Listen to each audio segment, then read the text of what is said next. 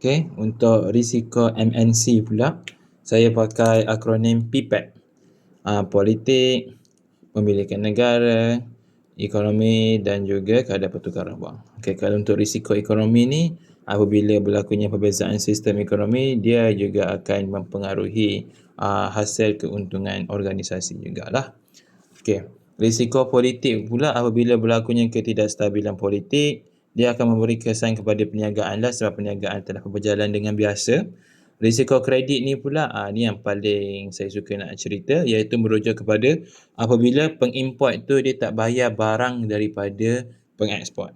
Mungkin berpunca daripada masalah muflis ataupun pergolakan politik negara. Okey. Risiko pemilikan negara pula, okey, macam tadi cakap dah, kerajaan mengambil alih perniagaan dan memilik negarakan perniagaan tersebut. Okey. Okey, lepas tu pula kita juga ada risiko penghantaran balik modal dan dividen. Okey, ianya merujuk kepada apabila kerajaan mengehadkan penghantaran balik modal dan dividen oleh pelabur asing dekat negara asal mereka lah. Tujuannya untuk kita lindungi industri tempatan agar syarikat asing dia tak dapat nak bawa keluar keuntungan, dividen dia punya syarikat tu. So jadi dia tak ada choice, so jadi dia terpaksa labur keuntungan dia dalam negara. Okey, kalau ikutkan kita pernah buat macam tu juga, iaitu pada 1998 Asian Financial Crisis. Masa tu Malaysia buatlah supaya kita dapat kawal penghantaran balik modal dan dividen dekat dalam negara kita. Lepas tu kita juga ada risiko kadar pertukaran wang lah, sebab macam kita tahu nilai mata wang sentiasa berubah dan ianya memberi kesan kepada harga barang ekspor dan juga import lah. Okey, dokumen penghantaran PAB kita ada surat pengesahan penghantaran laut, udara dan juga saja pengesahan tempat asal. Okey, kalau surat pengesahan penghantaran laut ini ianya merujuk kepada dokumen rasmi yang dikeluarkan oleh syarikat perkapalan sebagai pengakuan yang bahawa syarikat kapal tu terima barang. Okey.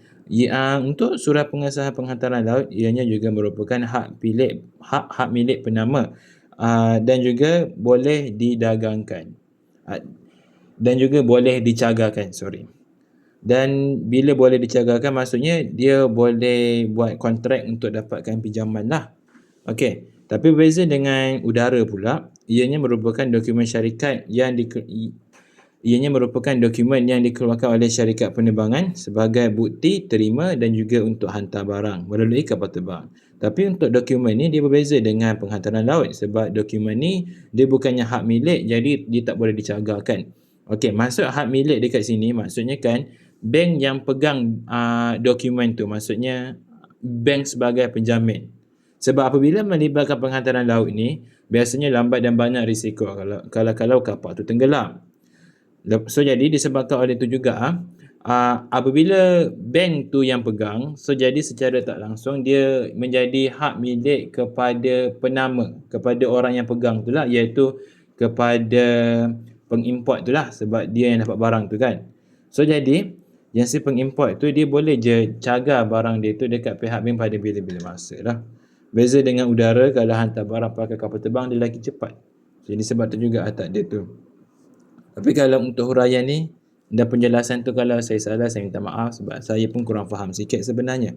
Okey, sejak pengesahan tempat asal ni, ianya merujuk kepada dokumen yang menyatakan negara asal untuk barang tu. Jadi apa kepentingan dia? Kepentingan dia supaya pegawai custom bila dia dapat tahu barang tu daripada negara mana, so jadi dia dapat kenakan tarif ataupun kuota ataupun cukai yang tepat lah berdasarkan kadar dengan negara tu. Kaedah pembayaran penyelesaian perdagangan kita ada dua, perdagangan barter dan juga perbankan koresponden. Perdagangan barter ni merujuk kepada apabila kita tukar barang ekspor dan juga import tanpa melibatkan wang dengan syarat kedua-dua pemerintah negara tu setujulah. Tukar suka sama suka. Perbankan koresponden pula merujuk kepada pengeksport tu lantik bank sebagai ejen bagi pihaknya, dan bank tu pula dia akan terima bayaran pengimport dan dia akan bayar kepada pengeksport. Senang cerita, dalam kes ni bank tu sebagai guarantor. Okey. Katakanlah kalau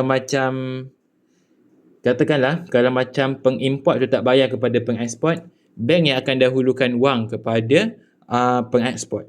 Lepas tu pengimport tu dia kena bayar balik duit dengan bunga lah kepada pihak bank. Okey, dokumen pembayaran PAB. Kita ada surat kredit dan juga tuntutan ikut perintah. Surat kredit ianya merujuk kepada dokumen yang dikeluarkan oleh bank pengimport kepada pengeksport sebagai jaminan pembayaran, dan ianya merujuk kepada persetujuan bank yang bahawa bank pengimport tu dia akan bayar dulu duit kepada bank pengeksport. Itulah senang cerita.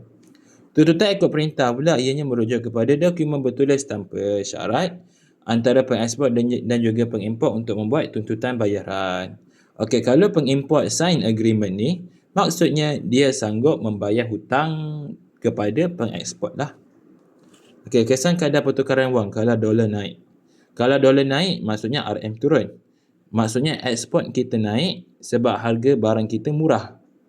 Tapi import kita turun sebab harga barang US mahal, jadi kita tak nak beli. Menyebabkan imbangan dagangan lebihan. Ini bagus kepada ekonomi. Tapi ada pro and cons dia jugalah. Tapi kalau dolar turun, RM naik. Tapi eksport kita turun sebab sekarang harga barang kita mahal. Tapi bezanya import kita naik sebab harga barang pada US akan jadi murah. Menyebabkan imbangan dagangan defisit, iaitu kita lagi banyak beli daripada kita jual. Okey, terima kasih.